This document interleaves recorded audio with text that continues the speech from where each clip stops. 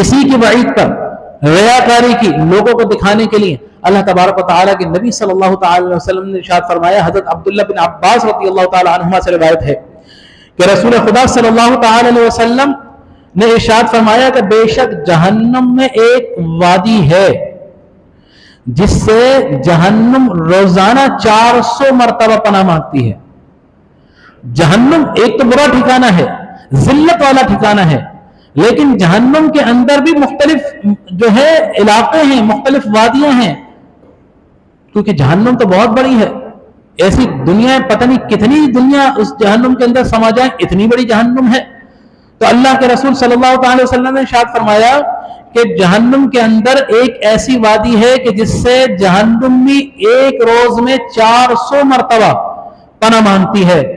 اللہ تبارک و تعالی نے یہ وادی امت محمدیہ صلی اللہ تعالی علیہ وسلم کے ان ریاکاروں کے لیے تیار کر رکھی ہے۔ آگے سن لیجیے، کن ریاکاروں کے لیے؟ کوئی عام ریاکار ہیں؟ نہیں، اللہ تبارک و تعالی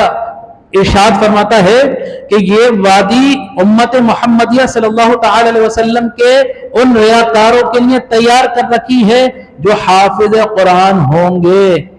جو قرآن کے حافظ ہوں گے، لیکن قرآن اللہ کی رضا کے لیے نہیں پڑھیں گے،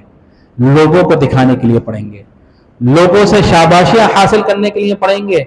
لوگوں کی خدمتیں لینے کے لیے، دنیاوی فائدے لینے کے لیے پڑھیں گے۔ وہ وادی اللہ تبارک و تعالی نے ان لوگوں کے لیے تیار کر رکھی ہے جو حافظ قرآن ہوں گے۔ کہا جاتا ہے نا قرآن کا حافظ، تو ایسے لوگوں کو بھی جہنم سے نجات دلائے گا جن پر جہنم واجب ہو چکی ہوگی، لیکن کیا وہ خود بچ سکے گا؟ تو دوسرے لوگوں کو جہنم سے جنت میں نکالنے کے لیے شرط یہ ہے کہ سب سے پہلے وہ خود اپنے آپ کو بچا لے۔ تو ریاکاری ایسا عمل ہے جو لوگوں کے اعمال کو دیمک کی طرح چاٹ جاتی ہے۔ اور پھر آگے ارشاد فرمایا کہ وہ وادی اللہ تبارک و تعالی نے راہ خدا میں صدقہ کرنے والوں کے لیے تیار کر رکھی ہے، کہ جو وہ لوگ راہ خدا میں صدقہ، بظاہر راہ خدا میں صدقہ کر رہے ہیں، لیکن ان کی نیت نمود و نمائش کی ہے، دکھاوے کی ہے، پرچار کی ہے، تھوڑا کرنا، زیادہ فائدہ حاصل کرنا، لوگوں کو دکھانا نا، اللہ کے دکھانے کے لیے تو نہیں ہے۔ تو یہ وادی جس سے جہنم بھی ایک دن میں 400 مرتبہ پناہ مانگ رہی ہے، تو اللہ تبارک و تعالی ارشاد فرما رہا ہے کہ یہ وادی امت محمدیہ صلی اللہ تعالی علیہ وسلم کے